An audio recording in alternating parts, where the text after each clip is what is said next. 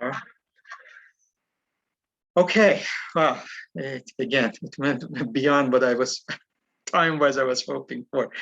Any comments? Was it useful? I hope it wasn't tedious. That's not my intention, but the whole idea is hopefully give you a little more uh, enlightenment in some ways of understanding the history and why it is important to pay attention to what's going on. So anyway, any questions, comments,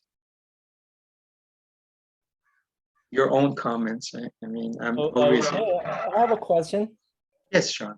Yeah, for the current Fed system, how does the government ensure it aligns with its interest? Or how does that interaction happen? What if the Fed itself decides to do something crazy? That's a very good question, and it almost happened. If you recall, last year we talked about. Remember, it was just so much worries about what is happening with these um, companies. We call them zombie companies now because they were going out of business. They were triple B, and the rating could have gone to double B, eventually become junk bonds. And if you are a junk fund, of course, the funds, they have to redeem you. They cannot hold your bond. So Fed was very aware of that. So they did something that had been done in Japan. They started buying exchange traded funds like LQD and like JNK and HYG, large ones. So the way they did it, and that might answer your question, is they used the treasury. So the treasury allowed them to go through BlackRock and part of a PIMCO, and PIMCO and BlackRock on their behalf would buy in open market. So in a sense like that, they were more of a collaboration between the government and the central bank. So um, that's a very valid question in a sense, but they are basically, although they're independent, but if you recall right now, for instance, Chairman Powell is it's coming to re-election in a sense.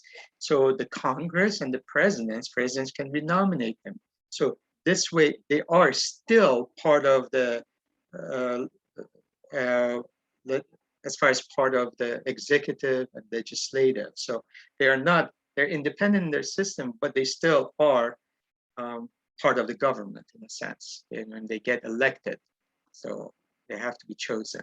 Is that helpful? I know you want to think about renegade or something, and that's what these developing countries, they don't, they just kick you out. And some of them actually they have shot at the central bankers for subordination or whatever. So I don't want to be. But just a quick, I had the pleasure of meeting Dr. Rossi. He was the head of the central bank during Carlos Menem in Argentina. And then we went through, he took me to the Treasury Department, and then he took me to the central bank. And there were like so many pictures. It goes like from 1991, and this was 2006 when we had spent a lot of time together. So in that 15, 16 years in Argentina, there were like 10 pictures. They just went through these head of the central banks quickly because the governments kept changing, and so the governments do have some saying. So they just have to be in parallel. So, but again, United States is more independent, or Bank of England or Bank of Canada. So, so they cannot be renegade. So, is that helpful, Sean? Does that answer your question? Well, that's my next question. Yeah, you probably already answered is how does the Fed make sure the government will not intervene too much? I know during President Trump's time, President Trump talked about get rid of the Fed chair if it didn't. Yeah.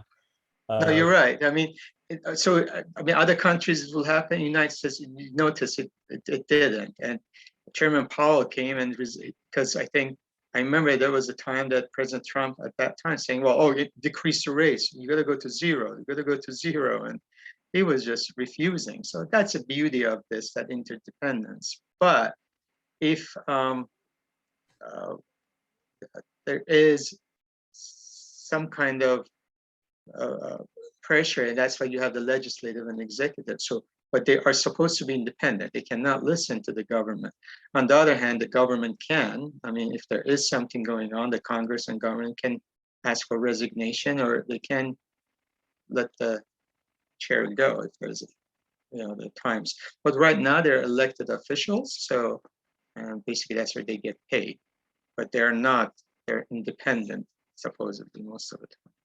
But you're right. Yeah, that's what was happening. But you recall it was kind of resisted, right? And it was trying to pressure him, and here we are. So that's why, as I mentioned, it's the next election is coming, and most likely President Biden has said that he likes to keep Chairman Powell. And the markets pay attention. I know Janet Yellen, for instance, when she got elected, and the markets, they were looking, they like stability. And that's why Greenspan was elected so many times. Although there's a lot of people who question Greenspan's, he was lauded as the best and the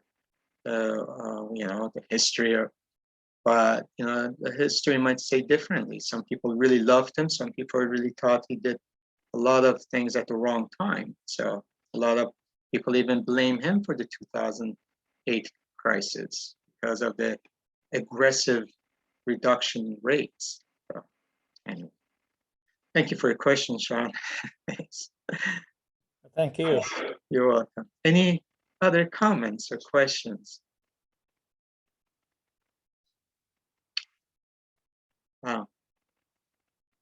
Thank you so much. All right. Well, I know I kept you, try not to anyway, but I hope it was, again, informative, something different, something that hopefully you can look back, and especially if there's FOMC, you can say, well, this is the reason, we have to pay attention, and this happened in the past. So with that in mind, I thank you so much. It's been an exciting week. Watch for the employment number. The private employment number came yesterday, so it was positive. So maybe the market is looking for a upside surprise in employment. We'll see, but it is important. Watch that for Friday. And with that in mind, have a wonderful rest of the week. I look forward to seeing you on Saturday. Thank you so much. Bye now. Thank you. Thank you. Bye. Bye. Goodbye. Bye.